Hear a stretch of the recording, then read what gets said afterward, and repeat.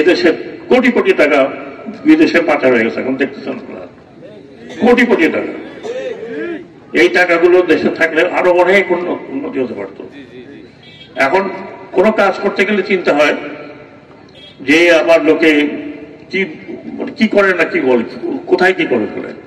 মানে আমাদের দুর্নীতি এমন জায়গায় চলে গেছে যে এটাকে আমি যদি বলি নির্মূল করবো, ইম্পসিবল, রক্তের মধ্যে মিশে গেছে। এটা অভ্যাস বলবো না, কি বলবো না, আমাদের উপরে আল্লাহ তাআলার একটা গজব আল্লাহ জানে। হাজার হাজার কোটি টাকা নেই, 100 টাকার জিনিস 200 টাকা 300 টাকা তৈরি করে।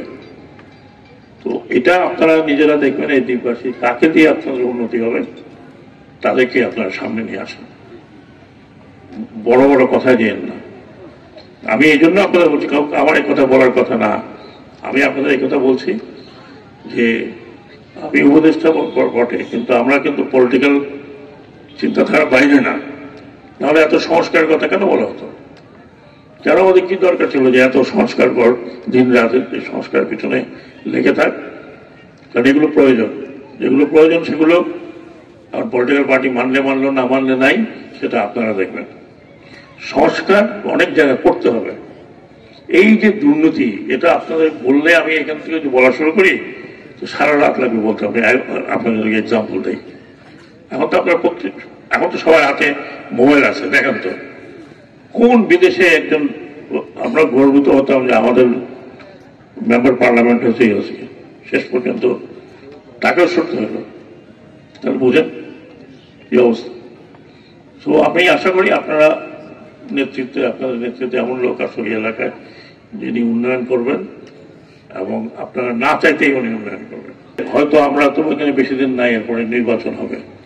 এই চোরদেরকে আর নির্বাচন করেন না দয়া করে, চোরদেরকে আর। আপনারা সব দেখেছেন, আপনারা নিজেরা জানেন, ভালো মানুষ, একটা ভালো মানুষকে আনেন, একটা ভালো মানুষ, নিঃস্বার্থ মানুষ, যারা প্রচুর আপনাদের পেছনের সাথে থাকে, কাজ করে, এরকম লক্ষ্য করতে। আমি এখানে ক্যানভাস করতে আসিনি, আমার দুঃখ লাগে। আমি আপনাদের এই কথা বলছি যে আমি উপদেষ্টা বটে, কিন্তু আমরা কিন্তু পলিটিক্যাল চিন্তাধারার বাইরে না। নাহলে এত সংস্কারের কথা কেন বলা হতো? কেন আমাদের কি দরকার ছিল যে এত সংস্কার কর, দিন রাতে সংস্কার পিছনে লেগে থাক? কারণ এগুলো প্রয়োজন, যেগুলো প্রয়োজন সেগুলো আর পলিটিক্যাল পার্টি মানলে মানলো, না মানলে নাই, সেটা আপনারা দেখবেন। সংস্কার অনেক জায়গায় করতে হবে। এই যে দুর্নীতি, এটা আপনাদের বললে আমি এখান থেকে যদি বলা শুরু করি তো সারা রাত লাগবে বলতে হবে।